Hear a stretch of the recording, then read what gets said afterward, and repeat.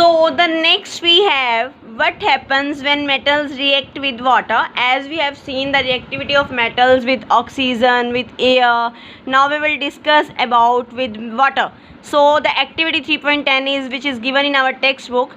Take some samples of metals, put small pieces of samples separately in beakers filled with cold water, filled with hot water, filled with steam, because we have to react the metals with different form of water. Which metals reacted with cold water? Arrange them. Did any metal produce fire on water? We will observe all these things.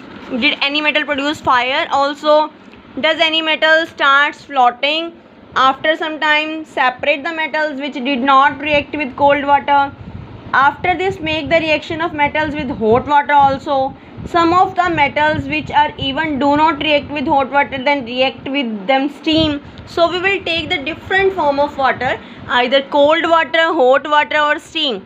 So after reacting them with different forms, we will arrange them. Arrange the metals in the decreasing order of reactivity with water. See, the apparatus is shown here.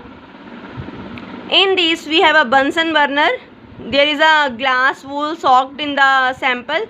Here is a metal sample also. This is a stand. Cork is placed here. This is the delivery tube.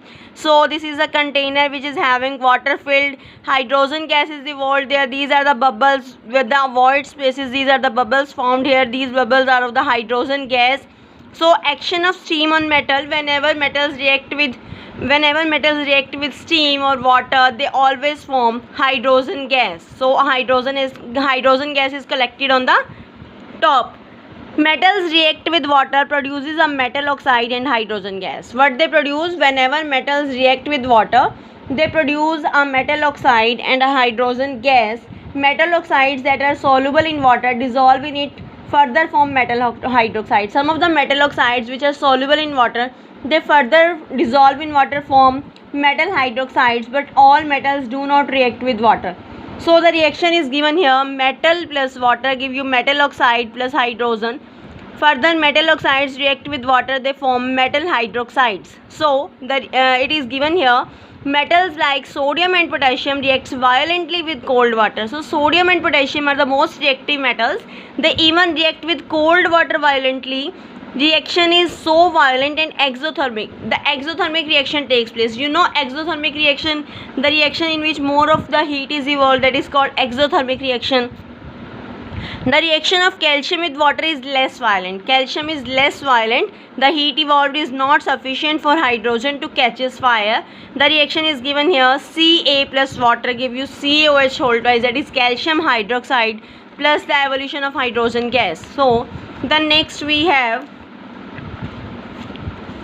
after this we have calcium. Calcium starts floating because the bubbles of hydrogen gas formed stick to the surface of the metal. There is one question in the exams, why calcium starts floating? Because there is a bubble of the hydrogen gas which stick to the surface of the metal. That is why they starts floating. Magnesium is the metal. Magnesium does not react with cold water. It reacts with hot water to form magnesium hydroxide and hydrogen. It also starts floating due to the bubbles of hydrogen gas formed there.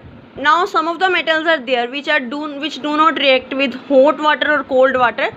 They have to react with steam. So metals like aluminium, iron and zinc do not react with cold or hot water, but they must react with steam to form metal oxides and hydrogen. So these are the exceptional cases.